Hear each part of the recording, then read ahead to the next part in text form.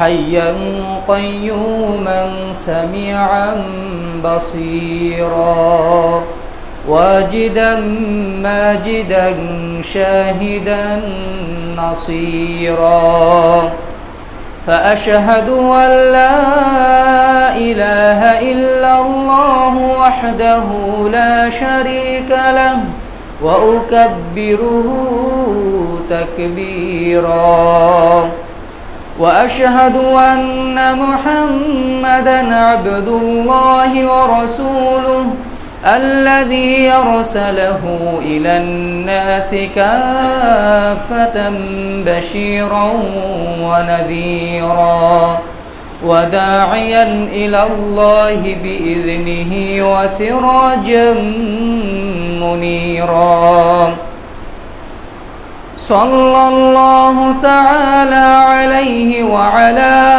آله وأصحابه وأحبابه وأتباعه وأشياعه وأهل بيته أجمعين وسلم تسليما كثيرا كثيرا أما بعد فقد قال الله تعالى في القرآن المجيد فأعوذ بالله السميع العليم من الشيطان الرجيم بسم الله الرحمن الرحيم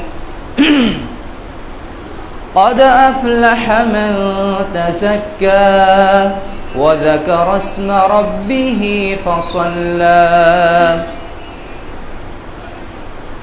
وقال النبي الأمين صلى الله عليه وسلم عن عبد الله بن عمر رضي الله عنهما قال فرض رسول الله صلى الله عليه وسلم زكاة الفطر صاعا من تمر أو صاعا من شعير على العبد والحر والذكر والأنثى والصغير والكبير من المسلمين وأمر بها أن تودي قبل خروج الناس إلى الصلاة رواه البخاري ومسلم وعن أبي سعيد الخدري رضي الله عنه قال فرض رسول الله صلى الله عليه وسلم زكاة الفطر طهرة للصائم من اللغو والرفث وطعمة للمساكين فمن أداها قبل الصلاة فهي صدقة مقبولة ومن أداها بعد الصلاة فهي صدقة من الصدقات رواه أبو داود যাবতীয় প্রশংসা মহান রব্বুল আলামিনের জন্য যে মহান রব্বুল আলামিন আমাদেরকে জীবনে আরেকটি রমাদান দান করেছিলেন এবং সেই রমাদানেরও একদম শেষ দিকে আমরা পৌঁছে গেছি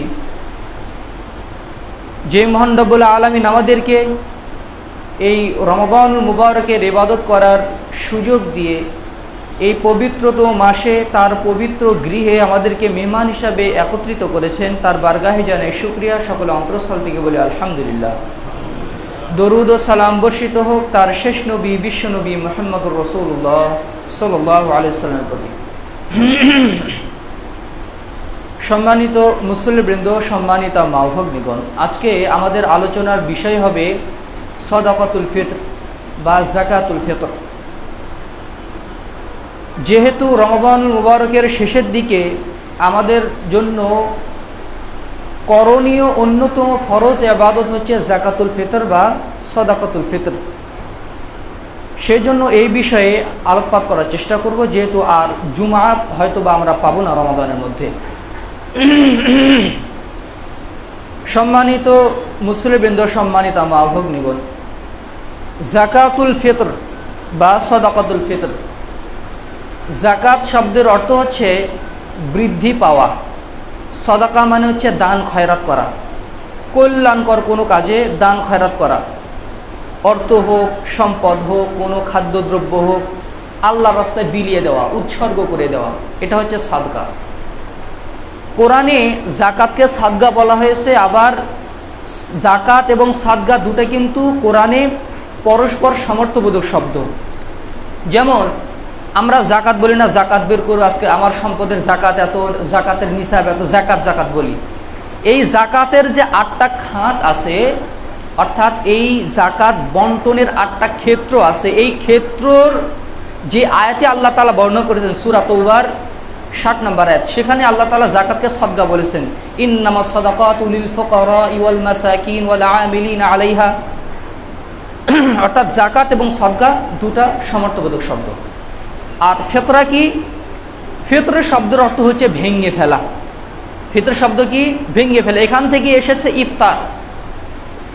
আফতারা ইফতিরু, ইফতার মানে হচ্ছে ভেঙে ফেলা, সিয়াম ভেঙে ফেলা। সিয়াম ভেঙে ফেলার মাধ্যমে, এটা আমরা খাদ্যকে ইফতার বলি, খাদ্যকে ইফতার রেডি করো, খাদ্যকে যদি আমরা ইফতার বলি, কিন্তু ইফতারের মূল অর্থ হচ্ছে সিয়ামকে ভেঙে ফেলার উপলক্ষ। সেটা আপনার খাদ্যও হতে পারে, সেটা আপনার নিয়ত হতে পারে। আপনি যদি মন থেকে নিয়ত করেন যে আমি এখন সিয়াম ভাঙলাম, আপনার ইফতার হয়ে যাবে। এটা হচ্ছে ইফতার। আর সাদাকাতুল ফিতর, সাদগার ইফতার কি? সাদগার ইফতার হচ্ছে যেই সাদগার মাধ্যমে সিয়াম ভেঙে ফেলা, সিয়াম শেষ করা হয়। সারাদিন সিয়াম রেখে ইফতার করে যেমন সিয়ামটাকে শেষ করি, সিয়ামের ইতি টানি, সিয়ামের সমাপ্ত ঘটাই, অনুরূপভাবে সাদাকাতুল ফিতর মানে হচ্ছে যেই সাদগার মাধ্যমে রমাদানের সিয়ামের ইতি টানা হয়, এটা হচ্ছে সাদাকাতুল ফিতর বা যাকাতুল ফিতর। তবে সাদাকা এবং সাদাকাতুল ফিতর এবং যাকাতের মধ্যে পার্থক্য হচ্ছে, যাকাত হচ্ছে সম্পদের উপরে ফরজ, আর যাকাতুল ফিতর বা সাদাকাতুল ফিতর, যেটাকে আমরা সংক্ষেপে ফিতরা বলি, ফিতরা হচ্ছে শরীরের উপরে ফরজ। এই কথাটা মাথায় রাখতে হবে। যাকাত কিসের উপরে ফরজ? সম্পদের উপরে। আর সাদাকাতুল ফিতর ফরজ হচ্ছে ব্যক্তির শরীরের উপরে, ব্যক্তির উপরে। এইবার আসুন, ইসলামে সাদাকাতুল ফিতরের বিধান কি? প্রথমত এই বিধান হচ্ছে ফরজ। আল্লাহ তার রাসূলের মাধ্যমে সাদাকাতুল ফিতরের বিধানকে ফরজ করেছেন। ধনীদের সম্পদের উপরে আল্লাহ যাকাত ফরজ করেছেন, আর ধনী গরিব ছোট বড় নারী পুরুষ নির্বিশেষে সকল মুসলিমের উপরে আল্লাহ তাআলা যাকাতুল ফিতর ফরজ করেছেন। আল্লাহ তাআলা সূরা আ'লার 14-15 নম্বর আয়াতে বলছেন, কদ আফলাহা মান তাযাক্কা। ওই ব্যক্তি সফলকাম হয়ে গেল যে ব্যক্তি পরিশুদ্ধ হলো, নিজেকে পরিশুদ্ধ করলো। এই ওয়াযাকারা ইসমা রাব্বিহি ফাসাল্লা, এবং তার প্রতিপালককে স্মরণ করলো এবং সালাত আদায় করলো। এই আয়াতের ব্যাখ্যাতে প্রখ্যাত মুফাসসির হাফিজ ইবনে কাসির রাহিমাহুল্লাহ বলছেন, এই আয়াতে আল্লাহ তাআলা সাদাকাতুল ফিতরের কথা বলছেন। কদ আফলাহা মান তাযাক্কা, সিয়ামের মাধ্যমে নিজেকে পরিশুদ্ধ করলো। ওয়াযাকারা ইসমা রাব্বিহি ফাসাল্লা, তাকবীর দিল, আল্লাহর বরত্ব ঘোষণা করলো এবং ঈদের সালাত আদায় করলো। এটা বিভিন্ন অর্থ হতে পারে, কিন্তু তিনি বলেছেন এটার মাধ্যমে সাদাকাতুল ফিতরকে বোঝানো হয়েছে। এর স্পষ্ট দলিল পাওয়া যায় হাদিসের মধ্যে। সহিহুল বুখারীর 1503 এবং 4 নম্বর হাদিসে প্রখ্যাত সাহাবী আব্দুল্লাহ ইবনে ওমর রাদিয়াল্লাহু আনহু বলছেন, ফারাদা রাসূলুল্লাহ সাল্লাল্লাহু আলাইহি ওয়াসাল্লাম যাকাতাল ফিতরি সাআম মিন তুআমিন আও সাআম মিন শাঈরিন আলাল হুররি ওয়াল আবদি ওয়াল যাকারি ওয়াল উনসা ওয়াস সাগীর ওয়াল কাবীরি মিনাল মুসলিমিন। আল্লাহ রাসূল সাল্লাল্লাহু আলাইহি ওয়াসাল্লাম যাকাতুল ফিতর ফরজ করেছেন, একদম সরাসরি ফরজের কথা এসেছে। ফারাদ, ফরজ মানে যেটাকে একদম বিধিবদ্ধ করে দেওয়া হয়েছে, আবশ্যক করে দেওয়া হয়েছে। পরিমাণ কতটুকু? 1 সা পরিমাণ। কি? খাদ্যদ্রব্য, খেজুর অথবা জব। কার উপরে? আলাল আবদি, কৃতদাসের উপরে, ওয়াল হুররি, স্বাধীন লোকের উপরে, ওয়াল যাকারি, পুরুষ মানুষের উপরে, ওয়াল উনসা, মহিলা মানুষের উপরে, ওয়াস সগীরি, সে ছোট হোক, ওয়াল কাবীরি, অথবা সে বড় হোক, মিনাল মুসলিমিন, মুসলিম হলেই হলো। মুসলিমের মধ্যে সে ছোট হোক, বড় হোক, নারী হোক, পুরুষ হোক, স্বাধীন ব্যক্তি হোক বা কৃতদাস হোক, সবার উপরে রাসূল সাল্লাল্লাহু আলাইহি ওয়াসাল্লাম যাকাতুল ফিতর ফরজ করেছেন। ওয়া আমারা বিহা আন তুআদ্দিয়া ক্বাবলা খুরুজিন নাস ইলা সালাহ, আল্লাহ রাসূল নির্দেশ দিয়েছেন যেন ঈদগাহে যাওয়ার পূর্বেই মানুষেরা সাদাকাতুল ফিতর দিয়ে দেয়।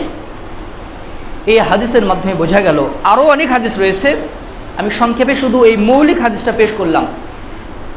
সহিহ মুসলিমে এসেছে। এই হাদিসের মাধ্যমে বোঝা গেল যে সাদাকাতুল ফিতর আদায় করা প্রত্যেক ব্যক্তির উপরে ফরজ, সে ছোট হোক বড় হোক, যে লেভেলেরই হোক না কেন, তবে সে মুসলিম হতে হবে। এবার আসুন, জাকাতুল ফিতর ফরজ হওয়ার শর্ত কি?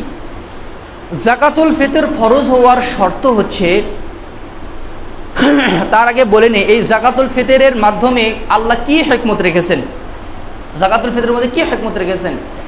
এর মূল হিকমত হচ্ছে, ধনীদের পাশাপাশি ঈদ মানে হচ্ছে মুসলিমদের আনন্দ ঘন দুটা উৎসব হচ্ছে ঈদ, ঈদুল ফিতর, ঈদুল আযহা। এই ঈদে যেন গরিবরাও একটু ধনীদের সাথে আনন্দ করতে পারে, যাদের ঘরে খাবার নাই এই দিনে যেন তা অন্যের দ্বারস্থ হতে না হয়, এই দিন যেন না খেয়ে থাকতে হয়, এই জন্য আল্লাহ তাআলা মুসলিমদের উপরে জাকাতুল ফিতর ফরজ করেছেন। সুনানে আবু দাউদের 1609 নম্বর হাদিস, আবু সাঈদ খুদরি রাদিয়াল্লাহু আনহু বলছেন, ফরদা রাসূলুল্লাহ সাল্লাল্লাহু আলাইহি ওয়াসাল্লাম যাকাতাল ফিতরি তুহরাতান লিস-সাইমি মিনাল লাগwi ওয়ার রাফাতি। আল্লাহ রাসূল যাকাতুল ফিতর ফরজ করেছেন এই জন্য সায়েম সারা মাস সিয়াম রেখে হয়তো একটু মিথ্যা কথা বলেছে, হয়তো একটু খারাপ কথা বলেছে, হয়তো একটু গান বাজনা শুনেছে, হয়তো একটু অশ্লীল কথা বলে ফেলেছে, সিয়ামকে ক্ষতিগ্রস্ত করে ফেলেছে, এই সাদগার মাধ্যমে ওই ক্ষতিগুলোর কাফারা হয়ে যায়। এটা হচ্ছে প্রথম উদ্দেশ্য। তুহরাতান লিস-সাইমি মিনাল লাগwi ওয়ার রাফাতি, তার অশ্লীল অনর্থক কাজ থেকে এই সাদগাটা ওই অশ্লীল কাজগুলোর কাফারা হয়ে যায়, তার সিয়ামটা পবিত্র হয়ে যায়, তার সিয়ামটা পরিশুদ্ধ হয়ে যায়। আর দ্বিতীয় নাম্বার কারণ হচ্ছে ওয়াতুমাতান লিল মাসাকিন, আল্লাহ রাসূল যাকাতুল ফিতর ফরজ করেছেন যেন মিসকিনদের খাদ্যের বন্দোবস্ত হয়, যাদের ঘরে খাবার নাই এই দিনে যেন তাদের না খেয়ে থাকতে হয়, এই জন্য আল্লাহ রাসূল সাল্লাল্লাহু আলাইহি ওয়াসাল্লাম যাকাতুল ফিতর ফরজ করেছেন। শেখ উসাইমিন রাহিমাহুল্লাহ মাজালিসুশ শাহর রমাদান গ্রন্থে বলেছেন, এর আরেকটি কারণ হচ্ছে, যেহেতু সাদাকাতুল ফিতর হচ্ছে শরীরের জাকাত। কেন জাকাত দিতে হবে? যে আল্লাহ আমাকে যে 1 বছর বেঁচে রাখলেন, আমাকে যে সিয়াম রাখার তৌফিক দান করলেন, এই জন্য আমি আমার শরীরের জাকাত দিয়ে দিলাম। যখন আপনি এই দলিলটা দেখবেন যে সিয়ামের যে ক্ষতিগুলো হয়েছে সেই ক্ষতিগুলো থেকে নিজেকে পবিত্র করার জন্য, কিন্তু যার সিয়াম ফরজ হয়নি সে কি করবে? তার তো সিয়ামই ফরজ হয়নি, তার সিয়ামের আবার পবিত্র হওয়া কি? যেমন ছোট বাচ্চা, কোলের বাচ্চা, তার পক্ষ থেকেও তো সিয়াম, তার পক্ষ থেকেও তো যাকাতুল ফিতর আদায় করতে হবে। এর উত্তর হচ্ছে, ওই ছোট বাচ্চাকে যে আল্লাহ তাআলা বেঁচে রেখেছেন, 1 বছর বেঁচে রেখেছেন, অথবা তাকে যে জীবনে তাকে যে বেঁচে রেখেছেন আল্লাহ তাআলা, এই জন্য তাকে যাকাত দিতে হবে। ধনী গরিব সবাই যাকাত দিবে, ধনী গরিব সবাই যাকাত দিতে হবে। দারাকুতনির 2127 নম্বর হাদিস সহিহ সনদে বর্ণিত হয়েছে, রাসূলুল্লাহ সাল্লাল্লাহু আলাইহি ওয়াসাল্লাম বলেছেন, আদ্দু যাকাতাল ফিতরি আন কুল্লি ইনসানিন সাআম মিন বুররিন মিনাস সাগীরি ওয়াল কাবীর ওয়াল হুররি ওয়াল আবদি মিনাল মুসলিমিন ওয়াল গনি ওয়াল ফাকির। আল্লাহ রাসূল বলছেন, প্রত্যেক ব্যক্তির পক্ষ থেকে 100 করে খাদ্যশস্য তোমরা যাকাতুল ফিতর আদায় করো। কার পক্ষ থেকে? ছোটদের পক্ষ থেকে, বড়দের পক্ষ থেকে, স্বাধীন ব্যক্তির উপর থেকে, পরাধীন ব্যক্তির উপর থেকে। সে ছোট হতে পারে, বড় হতে পারে, গনিয়ুন নাও ফাকির, সে ধনীও হতে পারে, সে গরিবও হতে পারে। আল্লাহ রাসূল সাল্লাল্লাহু আলাইহি ওয়াসাল্লাম বলছেন, ফাআম্মাল গনিয়ু ফায়ুযাক্কিহিল্লাহ, গরিব যারা ধনী তারা আল্লাহকে সাদকা দিয়ে দিবে, এই যাকাতুল ফিতরটা দিয়ে দিবে। ওয়া আম্মাল ফাকিরু ফায়ারুদ্দুল্লাহু আলাইহি আকসারা মিম্মা আ'তা, এবং গরিবরাও যাকাত দিবে। যাকাত দেওয়ার পরে আল্লাহ তাআলা সে যা কিছু দিয়েছে এর চেয়ে আরও আল্লাহ তাআলা তাকে বেশি ফিরিয়ে দিবেন। অর্থাৎ গরিবরাও যাকাত দিবে, যাকাতুল ফিতর দিবে, ধনীরাও যাকাতুল ফিতর দিবে। যখন বন্টন হবে তখন কাদের উপর বন্টন হবে? দরিদ্রদের উপরে বন্টন হবে, মিসকিনদের উপরে বন্টন হবে। অর্থাৎ সে যা যাকাত দিয়েছিল তার চেয়ে বেশি সে প্রাপ্ত হবে, এটা আল্লাহ তাকে দিবেন। ফায়ারুদ্দুল্লাহু আলাইহি আকসারা মিম্মা আতা, সে যা কিছু দিয়েছে তার চেয়ে বেশি আল্লাহ তাকে ফিরিয়ে দিবেন। এর মাধ্যমে বোঝা যায় যে গরিবরাও যাকাতুল ফিতর দিবে, যাকাতুল ফিতর আদায় করবে। এবার আসুন, কার উপরে যাকাতুল ফিতর আদায় করা ফরজ? যাকাতুল ফিতর ফরজ হওয়ার শর্ত কি? যাকাতুল ফিতর ফরজ হওয়ার শর্ত হচ্ছে, যার বাড়িতে ঈদের দিন খেয়ে পুড়ে কিছু অতিরিক্ত খাদ্য থাকবে। ঈদের দিন একদিন খাবে, 3 বেলা পরিবারকে নিয়ে খাবে, খাওয়ার পরে যদি অতিরিক্ত খাদ্য যদি মজুদ থাকে তাহলে তার উপরে যাকাতুল ফিতর ফরজ। কিন্তু এর চেয়ে যদি কম থাকে, অর্থাৎ কিছুই নাই, তার কি খাবে কিছুই নাই, তাহলে তার উপর থেকে শরিয়াত তার উপরে যাকাতুল ফিতর ফরজ করে না। কিন্তু যার ঘরে একটু খাদ্য মানে সারাদিন খেয়ে একটু খাদ্য যদি বাঁচে তাহলে তার উপরে যাকাতুল ফিতর আদায় করা ফরজ, শরিয়াত নির্দেশ দিয়েছে। সে ছোট হোক, সে বড় হোক, সে ধনী হোক, সে গরিব হোক, সবার উপরে এটা শর্ত, সবার উপরে এটা ওয়াজিব। এমনকি শেখ ওসাইমিন রাহিমাহুল্লাহ বলেন, ছোট যারা ছোট, এই ছোটর মধ্যে একদম যারা কোলের শিশু তারাও এই ছোটর মধ্যে চলে আসবে। এমনকি মাতৃজঠরে মায়ের গর্ভে ভ্রূণের বয়স যদি 120 দিন হয়, অর্থাৎ 4 মাস যদি হয়, তার পক্ষ থেকেও যদি কেউ যাকাতুল ফিতর আদায় করে তার পিতা যাকাতুল ফিতর গৃহীত হবে, যদিও তখন তার উপরে ফরজ হবে না, ভূমিষ্ঠ হওয়ার আগে ফরজ নয়। কিন্তু ভ্রূণের বয়স যদি 120 দিন হয়, 4 মাস হয়, এর পক্ষ থেকেও যদি সে যাকাতুল ফিতর আদায় করে ওই আগত সন্তানের পক্ষ থেকে, তাহলে ওই যাকাতুল ফিতর আদায় করা মুস্তাহাব বলেছেন শেখ ওসাইমিন রাহিমাহুল্লাহ। কেননা ওসমান গনি রাদিয়াল্লাহু আনহু তিনি মানে মায়ের গর্ভের সন্তানের পক্ষ থেকেও তিনি যাকাতুল ফিতর আদায় করতেন। সুতরাং যাকাতুল ফিতর সবাইকে আদায় করতে হবে। আপনি যদি ঋণগ্রস্ত হন, আপনি ঋণগ্রস্ত যদি হন, তাহলে আপনার যতটুকু ঋণ আছে ততটুকু আপনার যতটুকু সম্পদ আছে ততটুকু ঋণ আছে। ঋণদাতা যদি আপনাকে পিরাপিরি না করে, তাগাদা না দেয়, তাহলে আপনাকে যাকাতুল ফিতর আদায় করতে হবে। কিন্তু ঋণদাতা যদি প্রচণ্ড তাগাদা দেয়, ঋণ দিয়ে যদি আপনার কিছুই না থাকে, তাহলে হয়তো আপনি মাপ পেতে পারেন। কিন্তু সেটা অন্তরের বিষয়ে আপনি নিজেকে অভাবগ্রস্ত করছেন, নাকি মানে প্রকৃত অর্থে অভাবগ্রস্ত, নাকি আপনি বাহ্যিকতা দেখাচ্ছেন, সেটা কিন্তু আল্লাহ ভালো জানেন। মনে করেন আপনি চাকরিজীবী, এখন আপনার কাছে টাকা নাই, কয়েকদিন পরে আপনার হাতে টাকা আসবে, তাহলে ওই চাকরিজীবীকে ঋণ করে হলেও যাকাতুল ফিতর আদায় করতে হবে। ঋণ করে হলেও যাকাতুল ফিতর আদায় করতে হবে। যাদের ভরণ পোষণ করা ফরজ, তার উপরে তার পক্ষ থেকে যাকাতুল ফিতর আদায় করতে হবে। যেমন পিতা তার স্ত্রীর পক্ষ থেকে যাকাতুল ফিতর আদায় করবে, তার সন্তানের পক্ষ থেকে যাকাতুল ফিতর আদায় করবে, তার কৃতদাসের উপর থেকে যাকাতুল ফিতর নরিব আদায় করবে। কিন্তু সন্তান যদি স্বয়ংসম্পূর্ণ হয়, পরিবারে এরকম সন্তান আছে না, বাবা কামাই করে কিন্তু নিজেও সে কামাই করে, একটু তার ইনকাম সোর্স আছে, তাহলে সে তার টাকা থেকে যাকাতুল ফিতর আদায় করবে, এটা উচিত। কিন্তু যার ভরণ পোষণ করা দরকার, তাহলে যিনি ভরণ পোষণ করেন তিনি ওই ফিতরাগুলো আদায় করবেন। যেমন স্ত্রীর পক্ষ থেকে আপনার পিতামাতা মাজুর হয়ে গেছেন, তার পক্ষ থেকে আপনি যাকাতুল ফিতর আদায় করবেন। এটা হচ্ছে জাকাত। এইগুলো হচ্ছে শর্ত, এগুলো ব্যক্তির উপরে যাকাতুল ফিতর আদায় করা ফরজ। এবার আসুন যাকাতুল ফিতরের বস্তু কি দিয়ে যাকাতুল ফিতর আদায় করতে হয়। যাকাতুল ফিতরের বস্তু হচ্ছে খাদ্যদ্রব্য। যেমন রাসূল সাল্লাল্লাহু আলাইহি ওয়াসাল্লাম বলেছেন, আদ্দু যাকাতাল ফিতরি মিনাত তুআমি, আদ্দু যাকাতাল ফিতরি মিনাত তুআম। সুনান কুবরা বাইহাকি সিলসিলা সহিহাতে হাদিসটি এসেছে, 1179 নম্বর হাদিস। আল্লাহ রাসূল বলছেন, তোমরা খাদ্যদ্রব্য থেকে যাকাতুল ফিতর আদায় করো, খাদ্যদ্রব্য থেকে যাকাতুল ফিতর আদায় করো। সহিহুল বুখারীর 1506 নম্বর হাদিস, আবু সাঈদ খুদরি রাদিয়াল্লাহু আনহু বলছেন, কুন্না নুখরিজু যাকাতাল ফিতরি, আমরা রাসূলের যুগে যাকাতুল ফিতর আদায় করতাম সাআম মিন তুআমিন। প্রথমেই বলছেন এক সা খাদ্যদ্রব্য। আমাদের খাদ্যদ্রব্য কি ছিল?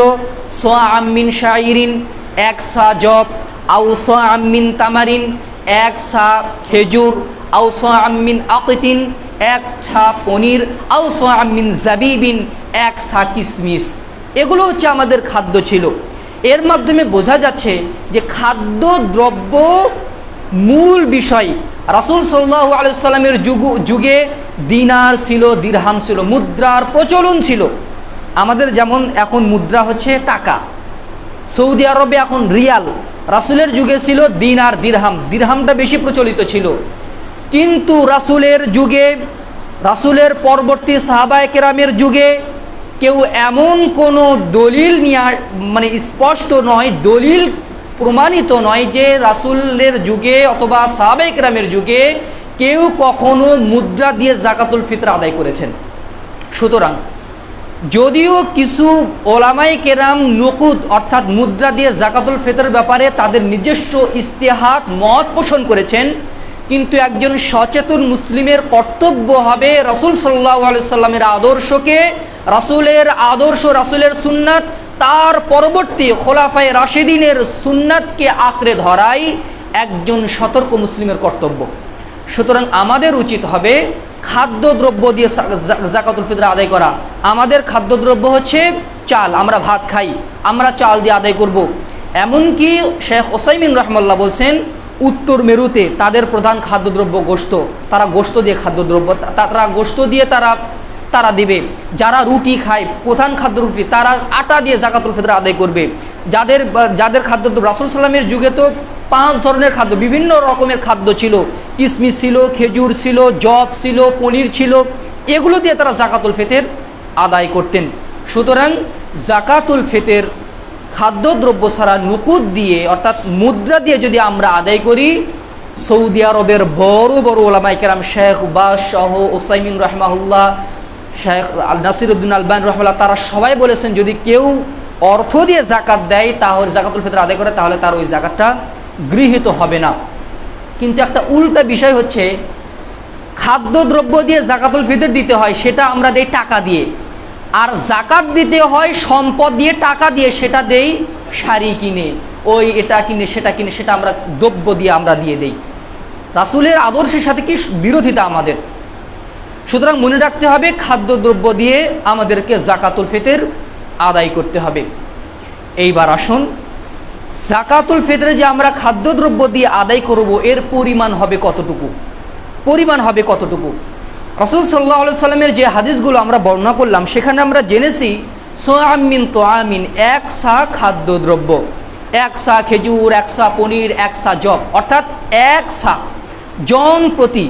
আপনার পরিবারের সদস্য যদি 5 জন হয়, কোলের সন্তান সহ, দুধ খাওয়া সন্তান সহ সবাই মিলে যদি 5 জন সদস্য হয়, তাহলে আপনার পরিবারের উপরে 5 সা খাদ্যদ্রব্য যাকাতুল ফিতর দেওয়া ফরজ।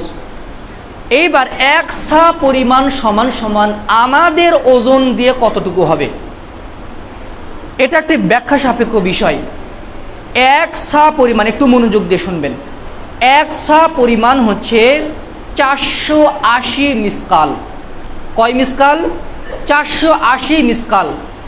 আর 1 মিসকাল সমান সমান হচ্ছে বর্তমান কিলোগ্রামে যদি কনভার্ট করা হয়, 1 মিসকাল সমান 4.25 গ্রাম, 4.225, 4.25 গ্রাম। এটাকে বর্তমান যুগে কেউ কেউ বলেছেন 5 গ্রাম, 5 গ্রাম বলেছেন। অর্থাৎ 5 গ্রাম যদি 1 মিসকাল সমান সমান যদি 5 গ্রাম হয়, তাহলে 20 মিসকাল সমান সমান কত হবে?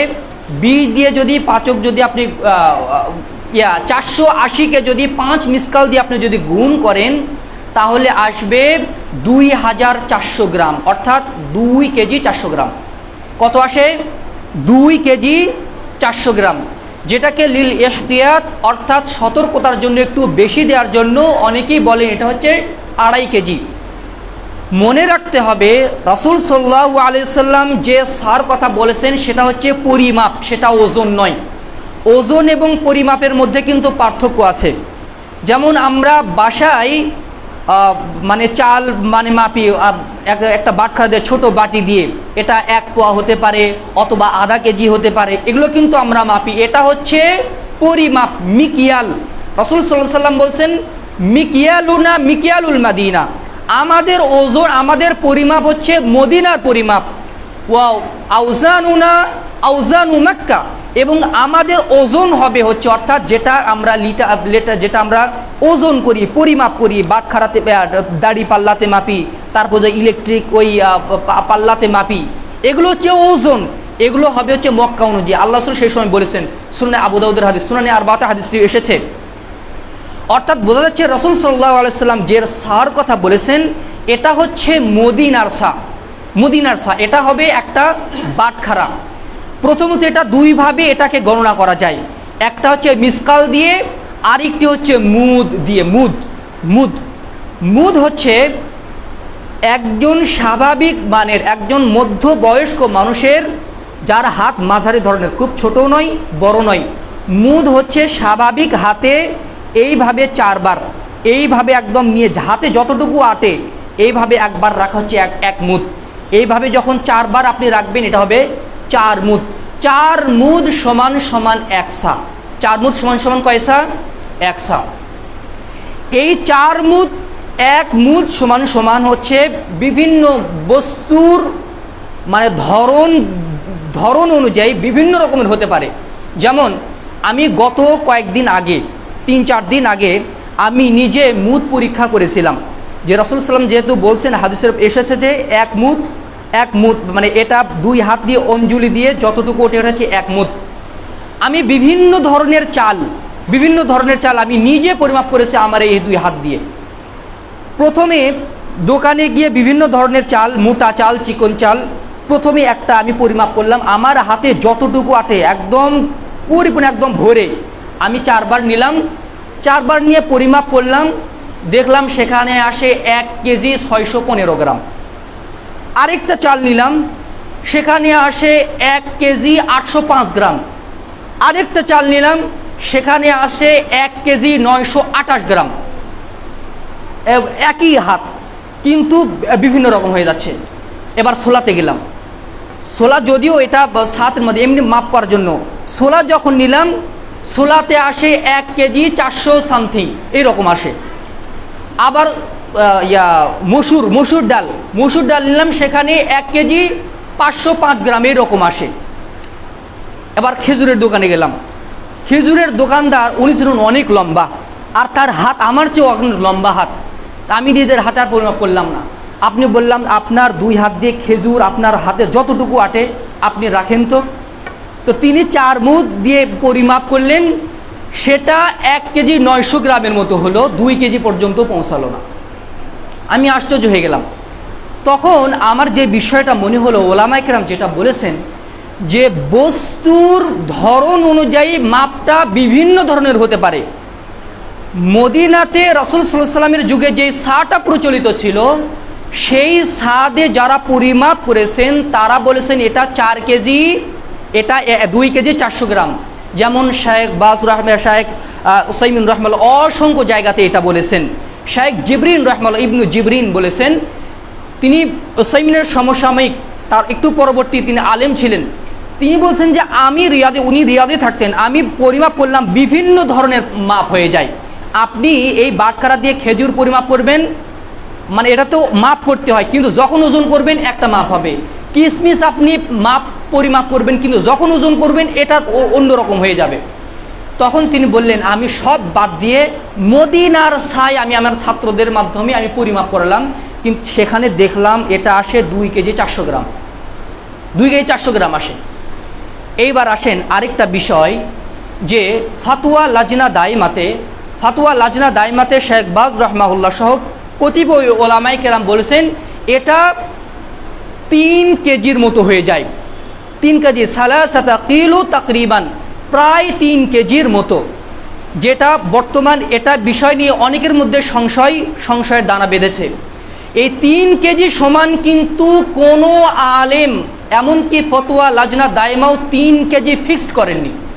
কারণ তারা বলেছেন যেহেতু বস্তুর ধরন অনুযায়ী পরিমাপ বিভিন্ন ধরনের হয়, কিন্তু কোনো বস্তুই 3 কেজিকে অতিক্রম করে না, কোনো বস্তুই 3 কেজিকে অতিক্রম করে না। সুতরাং এটাকে একদম 3 কেজিতে ফিক্সড করাটা উচিত নয়। আবার অনেকেই বলছেন, আমি একজনের বক্তব্য শুনলাম যে তিনি বলছেন কোথায় পেয়েছেন 2.5 কেজি, 2.5 কেজির হাদিস কোথায়? অর্থাৎ তিনি একদম এটাকে ধুয়ে মুছে দিলেন, তিনি বললেন যে 3 কেজি দিতে হবে। আসলে 3 কেজিতে দিতে হবে এর কোনো ভিত্তি, 3 কেজিতে দিতে হবে এরও কোনো ভিত্তি নাই।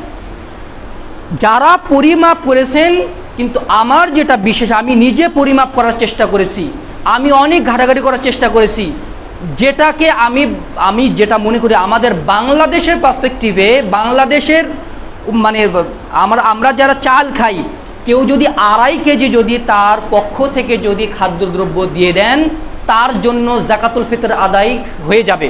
কিন্তু কেউ যদি 3 কেজি দেন, তাহলে সেটা তিনি উত্তম করবেন। আরও যদি বেশি দেন আরও উত্তম হবে। ওয়ামান তাতাওয়া খাইরান ফাহুয়া খাইরুন লাহ, যে ব্যক্তি নির্দিষ্ট পরিমাণের বেশি দিবে সে উত্তম কাজ করবে, এটা তার জন্য কল্যাণকর। সুতরাং 2.5 কেজি যদি কেউ দেয় তাহলে তার যাকাতুল ফিতর আদায় হয়ে যাবে ইনশাআল্লাহ। এর বেশি যদি কেউ দেয় তাহলে তিনি উত্তম কাজ করবেন, কিন্তু কোনো ক্রমেই এই কথা বলা যাবে না যে 2.5 কেজি দিলে যাকাতুল ফিতর হবে না।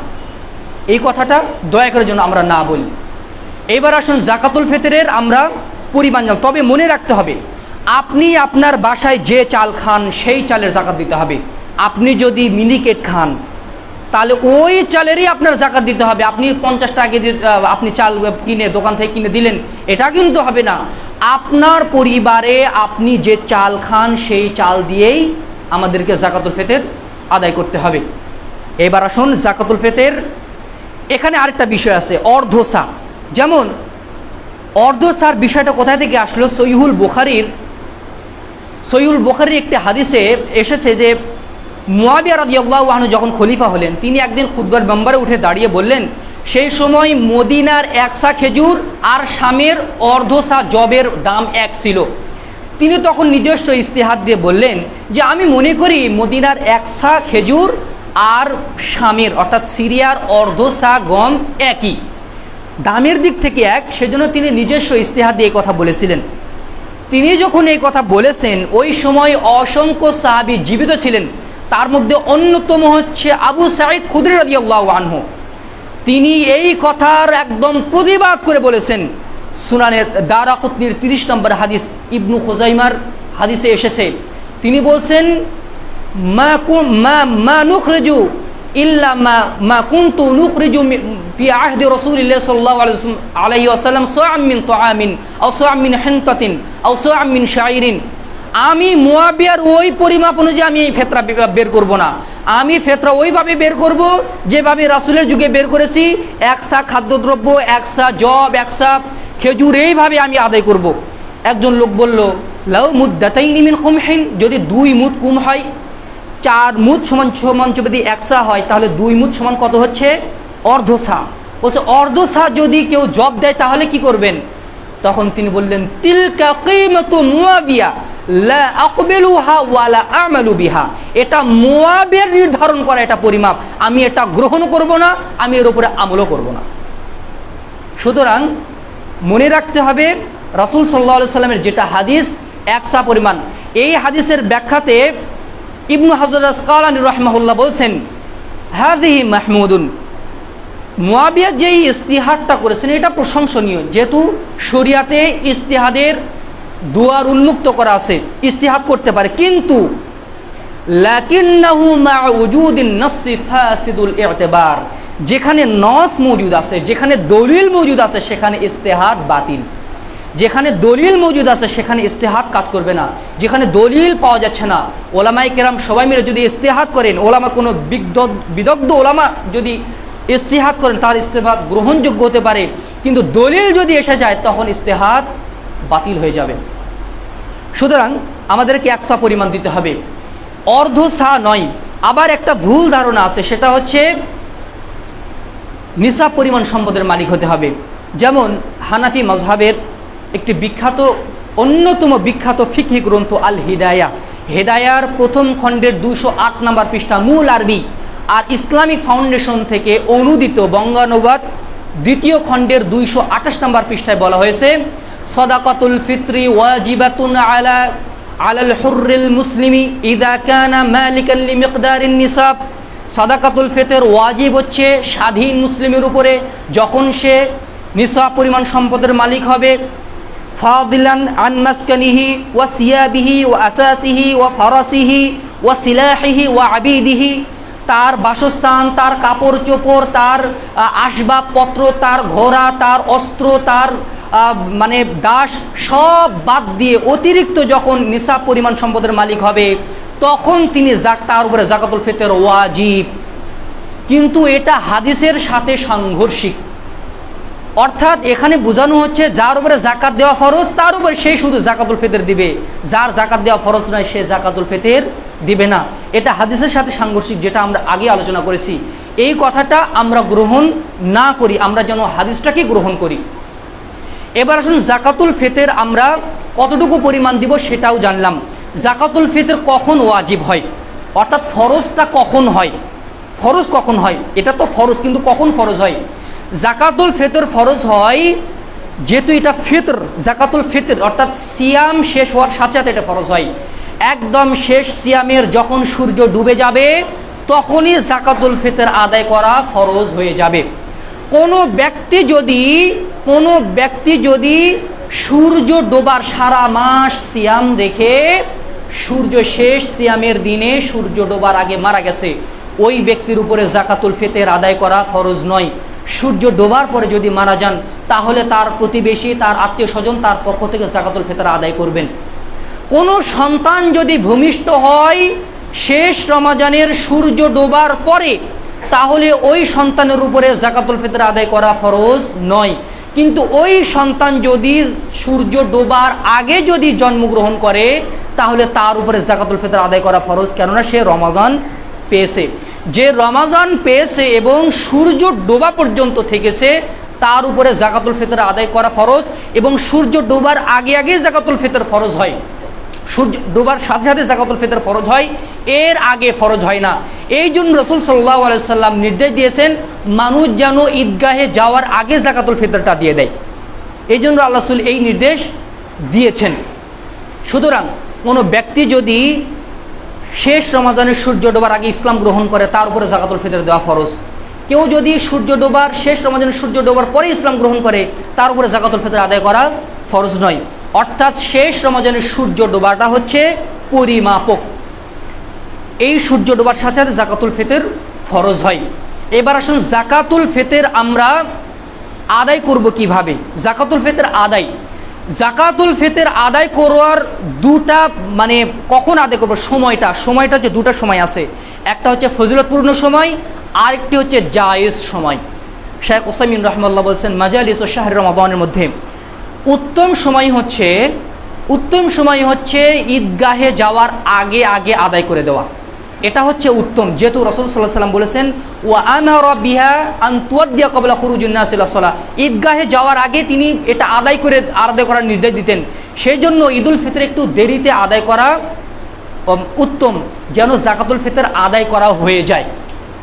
এটা হচ্ছে জায়েজ, এটা হচ্ছে উত্তম সময় ঈদুল ফিতরের, অর্থাৎ সূর্য ডোবার পরে যখন আমার উপরে জাকাতুল ফিতর ফরজ হয়ে গেল তখন আমি আদায় করে দিলাম, এটা হচ্ছে উত্তম। ঈদের রাতে, চাঁদ রাতে আপনি দিলেন, অথবা ঈদের আগের দিন রাতের বেলা আপনি দিয়ে দিলেন, এটা হচ্ছে উত্তম। ফরজ হওয়ার পর আপনি দিয়ে দিলেন। আর জায়েজ কোনটা?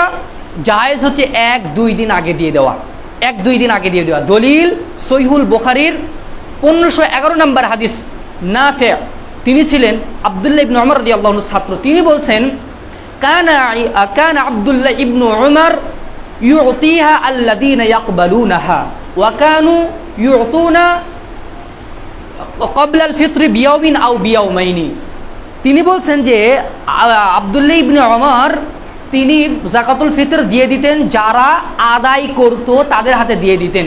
তিনি ঈদুল ফিতরের 1-2 দিন আগে তার পরিবারের পক্ষ থেকে, এমনকি আমার পক্ষ থেকে অনেক সময় দিয়ে দিতেন। এর মাধ্যমে বোঝা যায় যে কেউ যদি 1-2 দিন আগে জাকাতুল ফিতর আদায় করেন তাহলে এটা তার জন্য জায়েজ হতে পারে। উত্তম হচ্ছে ঈদের আগে 2-1 দিন আগেও যদি কেউ জাকাতুল ফিতর আদায় করে তাহলে সেটা তার জন্য জায়েজ। আরেকটি দলিল আছে, সহিহুল বুখারীর আরেকটি হাদিস আছে, যে হাদিসটা আমরা সবাই জানি। আবু হুরায়রা রাদিয়াল্লাহু আনহু খাদ্য পাহারা দিচ্ছিলেন, মসজিদে খাদ্য পাহারা দিচ্ছিলেন। রাতের বেলা এক চোর আসলো, চোর এসে খাদ্য চুরি করতে এসেছে, খপ করে ধরে নিয়েছে আবু হুরায়রা রাদিয়াল্লাহু আনহু। চোর বললেন আমাকে ছেড়ে দেন, আমি খুবই অসহায়, খুবই দরিদ্র ব্যক্তি। তার কাকুতি মিনতি, আমি পেটের দায়ে এসেছি, কাকুতি মিনতি শুনে তিনি ছেড়ে দিয়েছেন। প্রথম রাত। দ্বিতীয় রাতে তিনি আবার আসলেন, তৃতীয় রাতে তিনি আবার এসেছেন, আবার ধরেছে আবু হুরায়রা রাদিয়াল্লাহু আনহু। এবার তিনি আবার কাকুতি মিনতি করছেন, আমাকে ছেড়ে দেন, আমাকে ছেড়ে দেন, আমি খুবই অভাবের তাড়নায় এসেছি। দ্বিতীয় দিনও ছেড়ে দিয়েছে। তৃতীয় দিন আবার এসেছে। তৃতীয় দিন যখন এসেছে তখন বলছে যে তোমাকে আর ছাড়বো না, তোমাকে ফজরে রাসূল সাল্লামের কাছে পেশ করবো, পেশ করেই ছাড়বো, তোমাকে আজকে আর ছাড়া হবে না। তখন ওই চোর বলছে, আচ্ছা আমি যদি আপনাকে একটা হাদিস শিখাই, আপনি কি আমাকে ছেড়ে দিবেন? তারা তো ছিল হাদিসের পাগল। হ্যাঁ শিখান, একটা হাদিস শিখান। এই চোরটা ছিল আসলে ইবলিস। এই শয়তান আবু হুরায়রা রাদিয়াল্লাহু আনহুকে হাদিস শিখাচ্ছে, হাদিস শোনাচ্ছে যে আপনি যদি রাতের বেলা আয়াতুল কুরসি পাঠ করেন তাহলে আপনি শয়তানের অনিষ্ট থেকে হেফাজত থাকবেন। এই হাদিসটা শিখে তিনি ওই চোরকে ছেড়ে দিলেন। পরবর্তীতে আল্লাহ রাসূল সাল্লাল্লাহু আলাইহি ওয়াসাল্লামের কাছে আল্লাহ রাসূল, কি ব্যাপার আবু হুরায়রা, তোমার চোরের কি অবস্থা? তন্দ্র বলছে, হে আল্লাহ রাসূল, সে এই অবস্থা। তখন আল্লাহ রাসূল বললেন, তোমাকে যে হাদিস শিখাইছে সে আসলে মিথ্যাবাদী হলেও ওয়াহুয়া কাযুব, সাদাকা ওয়াহুয়া কাযুব, সে সত্য বলেছে যদিও সে মহা মিথ্যাবাদী। অর্থাৎ অনেক সময় ইবলিসও ভালো কথা বলতে পারে, তবে সেখানে সার্টিফাই করতে হবে। এই হাদিসটা যে বলেছে রাসূল সাল্লাম যদি অনুমোদন না করতেন তাহলে এটা কখনো গৃহীত হতো না। রাসূল অনুমোদন করেছেন। তখন আল্লাহ রাসূল যখন বললেন, আবু হুরায়রা জানো সেই চোরটাকে, ও হচ্ছে ইবলিস, তখন তো বলছে আগে যদি জানতাম তাহলে তো কখনোই ছাড়তাম না। এই হাদিসের ব্যাখ্যাতে, এই হাদিসে সহিহুল বুখারী, এই হাদিসের ব্যাখ্যাতে বিশ্ববিখ্যাত শারাহ গ্রন্থ ফাতহুল বারীতে আল্লামা ইবনে হাজার আসকালানী রাহিমাহুল্লাহ বলছেন, এই হাদিস দ্বারা প্রমাণিত হয় দুটা বিষয়। একটি হচ্ছে এই যে দেখেন আবু হুরায়রা রাদিয়াল্লাহু আনহু 3 দিন থেকে খাদ্য পাহারা দিচ্ছেন। এই খাদ্যগুলো ছিল সাদাকাতুল ফিতরের খাদ্য। এই খাদ্যগুলো কিসের খাদ্য ছিল? সাদাকাতুল ফিতরের খাদ্য। 3 রাত ধরে তিনি পাহারা দিচ্ছেন। এর মাধ্যমে ইবনে হাজার আসকালানী রাহিমাহুল্লাহ বলছেন, এর মাধ্যমে বোঝা যায় হয়তোবা 3 দিন আগে থেকে সাদাকাতুল ফিতর জমা হচ্ছিল, অথবা সাদাকাতুল ফিতর 3 দিন পরেও বন্টন করা হয়েছিল, দুটাই হতে পারে। সুতরাং কেউ যদি কয়েকদিন আগে যদি যাকাতুল ফিতর আদায় করে তাহলে এটা তার জন্য জায়েজ। বন্টনের ক্ষেত্রেও যদি আগে ভাগে ঈদগাহে যাওয়ার আগে যদি বন্টন করা, এটা উত্তম, এটা উত্তম এবং ফজিলতপূর্ণ। কিন্তু মানে কোনো ওজোর বশত যদি পরবর্তীতেও যদি আদায় করে তাহলে এটাও জায়েজ হতে পারে। এবার আসুন যাকাত, এই সাদাকা দেওয়ার খাতগুলো কি মনে রাখতে হবে। যাকাতুল ফিতরের মূল হকদার হচ্ছে গরিব মিসকিন, এরা হচ্ছে মূল হকদার। এবং গরিব মিসকিনের মধ্যে আপনার আশেপাশের এলাকার, আপনার প্রতিবেশী, আপনার নিকটাত্মীয় যারা, তারা অধিক হকদার। এদের হক আদায় করার পরে যদি বাঁচে তারপরে আপনি অন্য মহল্লার দিকে দৃষ্টি দিবেন।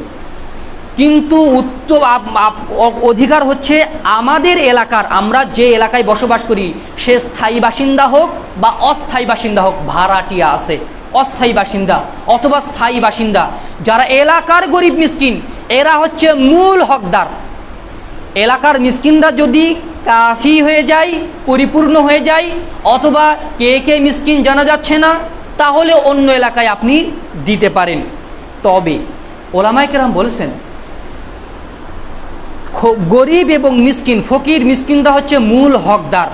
কিন্তু আরেকটি জায়েজ বিষয় হচ্ছে যাকাতের যে 8টি খাত আছে, এই 8টি খাতে দেওয়াও বৈধ বলে অনেক ওলামায়ে কেরাম বলেছেন। ফিকহুস সুন্নাতে সাইয়্যিদ সাবিক রাহিমাহুল্লাহ এটা বলেছেন, অনেক ওলামায়ে কেরাম এটা বলেছেন যে যাকাত বন্টনের যে 8টি খাত আছে, ইন্নামাস সাদাকাতু লিল ফুকারা ওয়াল মাসাকিন ওয়াল আমিলিনা আলাইহা ওয়াল মুআল্লাফাতি কুলুবুহুম ওয়া ফির রিকাব ওয়াল গারিবিনা ফি সাবিলিল্লাহ।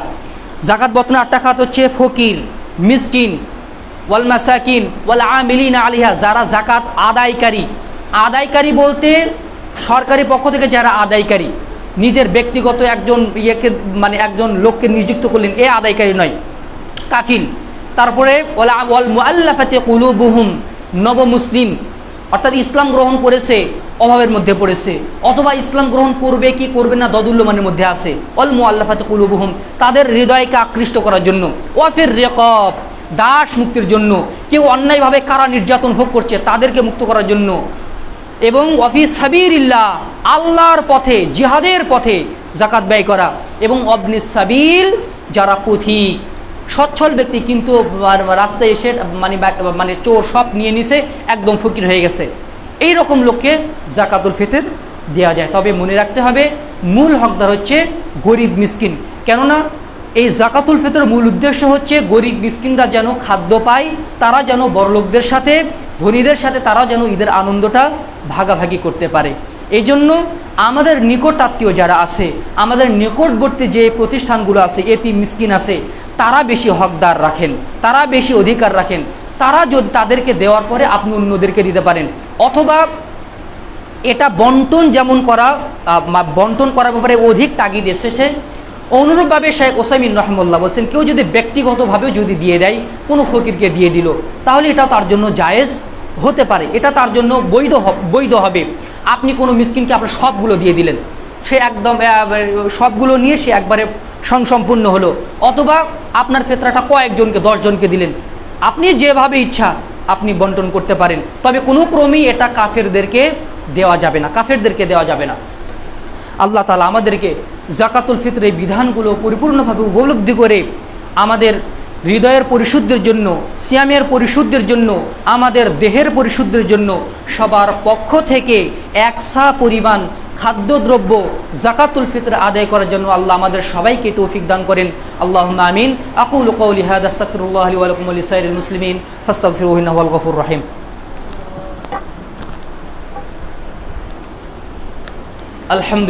আলহামদুলিল্লাহ নাহমাদুহু ওয়া নাস্তাঈনুহু ওয়া নাস্তাগফিরুহু ওয়া নু'মিনু বিহি ওয়া নাতাওয়াক্কালু আলাইহি ওয়া নাউযু বিল্লাহি মিন শুরুরি আনফুসিনা ওয়া মিন সাইয়্যাতি আমালিনা মান ইয়াহদিহিল্লাহু ফালা মুদিল্লা লাহু ওয়া মান ইউদ্লিল ফালা হাদিয়া লাহু ওয়া নাশহাদু আল লা ইলাহা ইল্লাল্লাহু ওয়াহদাহু লা শারীকা লাহু ওয়া নাশহাদু আন্না মুহাম্মাদান আবদুল্লাহি ওয়া রাসূলুহু আরসালাহু বিল হাক্কি বাশীরান ওয়া নাযীরা ওয়া দা'iয়ান ইলাল্লাহি বিইذনিহি ওয়া সিরাজাম মুনীরা।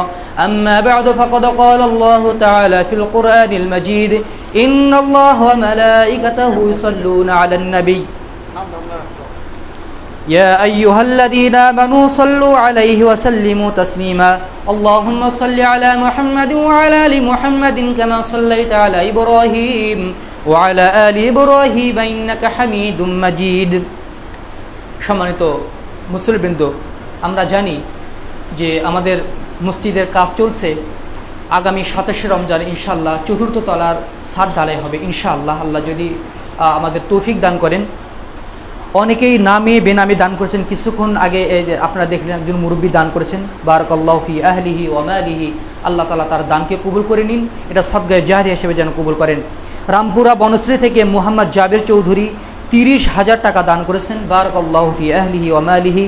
একজন বোন তার পিতামাতা এবং স্বামীর জন্য 3,000 টাকা দান করেছেন, আল্লাহ তাআলা তাদের দানকে কবুল করে নিন, তাদের নেক মকসুদ আল্লাহ পূর্ণ করে দিন, বারাকাল্লাহু ফি আহলিহা ওয়া মালিহা। আরেকজন বোন মসজিদে 20,000 টাকা 2,000 টাকা দান করেছেন, তার পরিবারের জন্য দোয়া করেছেন, আল্লাহ তাআলা তার মনের আশা পূর্ণ করুন, বারাকাল্লাহু ফি আহলিহা ওয়া মালিহা। ত্রিমোহনী টেকপাড়া আরেকজন ভাই দান করলেন, অ্যামাউন্ট কত আল্লাহ সেটা ভালো জানেন, আর উনি জানেন। আল্লাহ যেন তার নেক মকসুদ পূর্ণ করেন, আল্লাহ যেন তার সম্পদে বরকত দান করেন। আপনারা যদি কেউ দান করতে চান, বারাকাল্লাহু ফি আহলিহা ওয়া মালিহা, বারাকাল্লাহু ফি আহলিকা ওয়া মালিকা, আল্লাহ তাআলা আপনার নেক মনের আশা পূর্ণ করে দিক। বারাকাল্লাহু ফি আহলিকুম ওয়া আমওয়ালিকুম। আরেকজন ভাই 500 টাকা দান করেছেন, আরেকজন ভাই 500 টাকা দান করেছেন, বারাকাল্লাহু ফি আহলিকুম ওয়া আমওয়ালিকুম, বারাকাল্লাহু ফি আহলিকুম ওয়া আমওয়ালিকুম। মৃত মোহাম্মদ শাহ আলম এর নামে এবং তার নানার নামে 1000 টাকা দান করা হয়েছে এবং দোয়া চেয়েছেন। আমরা তাদের সবার জন্য দোয়া করি, আল্লাহ তাআলা তাদের মনের নেক আশাগুলো পূর্ণ করে দিন, আল্লাহুম্মা আমিন। আরেকটি বিষয় হচ্ছে, এই যে আমাদের মসজিদের যে কাজগুলো হচ্ছে, এটা কিন্তু আপনারই সবার দানের টাকার মাধ্যমে কিন্তু এই মসজিদটা নির্মাণ হচ্ছে, আলহামদুলিল্লাহ। আমি একটু এক ঝলক কিছু বলে দেই, যেহেতু রমাদানের দিন। আরেক ভাই দান করলেন 2,000 টাকা, বারাকাল্লাহু ফি আহলিহি ওয়া মালিহি, আল্লাহ আমাদের সবার দানকে কবুল করে নিন। আমাদের মৃত্যুর পরেও যেন এই দানের মাধ্যমে যেন আমরা কবরে বসে বসে আমরা নেকি পেতে পারি। এই মসজিদে যতদিন পর্যন্ত, কিয়ামত পর্যন্ত যত মানুষ সালাত আদায় করবে, যারা একটি পয়সা দিয়েও যারা দান সহযোগিতা করবে, আরেকজন ইয়াসিন ভাইয়ের ভাগনা তিনি দান করেছেন, আল্লাহ তাআলা তার দানকে কবুল করে নিন, আল্লাহুম্মা আমিন। রাসূল সাল্লাল্লাহু আলাইহি সাল্লাম বলেছেন, মান বানা মসজিদান ওয়ালাউ কামাফহাসি কাকাত, কেউ যদি মানে কবুতরের ডিম রাখার জায়গা সমপরিমাণ জায়গা নির্মাণেও যদি মসজিদ নির্মাণে যদি সহযোগিতা করে, বানাল্লাহু বাইতান ফিল জান্নাহ, আল্লাহ এর বিনিময়ে তার জন্য জান্নাতে ঘর নির্মাণ করবেন। সুবহানাল্লাহ বিহামদিহি। জান্নাতে যদি আপনার ঘর থাকে, আপনি কি জাহান্নামে যাবেন? আপনি তো জান্নাতে যাবেন। উপরন্তু মৃত্যুর পরে কবরে বসে বসে, মসজিদে যতদিন পর্যন্ত মানুষ সালাত আদায় করতে থাকবে, কবরে বসে বসে আমি নেকি পেতে থাকবো যেন আমি মসজিদে সালাত আদায় করছি। সুবহানাল্লাহ বিহামদিহি। আল্লাহ তাআলা আমাদেরকে কবুল করে নিন। আঙ্গারজোড়া আহলে জায় মসজিদের প্রয়াত সভাপতি মোহাম্মদ বেলায়েত হোসেন এর পরিবারের পক্ষ থেকে মসজিদের জন্য 150 ব্যাগ সিমেন্ট এবং 6,000 ইট দান করা হয়েছে। আলহামদুলিল্লাহ, আল্লাহ তাআলা তাকে জান্নাতুল ফিরদাউস দান করুন। আল্লাহ তাআলা তার পরিবারের যেন প্রশান্তি দান করেন, তার পরিবারের দুনিয়া এবং আখিরাতের কল্যাণ দান করুন। বিকাশের মাধ্যমে কিছু দিনী ভাই 13,120 টাকা দান করেছেন। বারাকাল্লাহু ফি আহলিহিম ওয়া আমওয়ালিহিম। প্রবাসী সিঙ্গাপুর এর আলামিন বকুল ভাইয়ের ভাগিনা ও ভাবি 3,000 টাকা দান করেছেন। আল্লাহ তাআলা তাদের দানগুলোকে কবুল করেন, আল্লাহুম্মা আমিন। আমাদের আঙ্গারজোড়া আহলাদে জায় মসজিদের সেক্রেটারি মোহাম্মদ মকবুল হোসেন মসজিদে 1500 ব্যাগ সিমেন্ট এবং পাইলিংয়ের সময় দান করেছেন। আলহামদুলিল্লাহ, আল্লাহ তাআলা সেক্রেটারি সাহেবের এই মহান দালকে আল্লাহ কবুল করে নিন, আল্লাহুম্মা আমিন। এই মহান হৃদয়ের ব্যক্তিদেরকে আল্লাহ তাআলা মসজিদের বেশি বেশি খিদমত করার তৌফিক দান করুন। আমাদের মসজিদের প্রধান উপদেষ্টা মোহাম্মদ এমদাদ হোসেন মসজিদের প্রথম তলার কাজ করে দিবেন, অর্থাৎ প্রথম তালাতে 15,000 ইট লাগে এবং রড টড সহ প্রথম তালা কমপ্লিট করতে যা কিছু প্রয়োজন হয় ইনি সব কিছু দিয়ে দিবেন। আল্লাহ তাআলা আমাদের উপদেষ্টা মোহাম্মদ এমদাদ সাহেবকে আল্লাহ তাআলা বরকত দান করুন, তার সম্পদে বরকত দান করুন, দুনিয়া আখিরাতে কল্যাণ দান করুন, ইহ এবং পরকালে আল্লাহ তাআলা যেন তাকে নাজাত দান করেন। আঙ্গারজোড়া আহলে মসজিদের মোতাওয়াল্লি ইমান আলী সাহেবের ছেলে আমাদের বড় ভাই শ্রদ্ধেয় ভাই ইয়াসিন, তিনি পাইলিং সহ রড সহ তার 4 তলার ছাদ পর্যন্ত 140 টন রড ইতিমধ্যে তিনি দান করেছেন। আলহামদুলিল্লাহ, আলহামদুলিল্লাহ। বারাকাল্লাহু ফি আহলিহি ওয়া আমওয়ালিহি। আল্লাহ তাআলা তার ব্যবসা বাণিজ্যে বরকত দান করুন, তার পরিবারে বরকত দান করুন, তার সন্তান সন্ততি এই দানটা যেন আল্লাহ তাআলা কিয়ামত পর্যন্ত জারি রাখেন। কবরে বসার পর কিয়ামত পর্যন্ত যেন তিনি এই দানের বদলা পেয়ে যান। তিনি আরও দান করবেন, তিনি অনেক জায়গায় দান করে থাকেন, তিনি যেহেতু সামনে আছেন সেজন্য আমি এগুলো বলবো না। আল্লাহ তাআলা তার দানকে কবুল করে নিন। যে 4th তলার যেই ছাদটা হচ্ছে এখানেও ওনার অনেক বড় অবদান রয়েছে। আমরা সবাই দোয়া করি আল্লাহ যেন তার ব্যবসা বাণিজ্যে বরকত দান করেন এবং তিনি যেন আরও দান করতে পারেন, আল্লাহুম্মা আমিন। আরও অনেক দিন ভাই নামে বেনামে আমাদের মসজিদে দান করেছেন। আমাদের ছাদ ঢালাইয়ে 4th তলার ছাদ ঢালাই হবে আগামী 27শে রমজানে।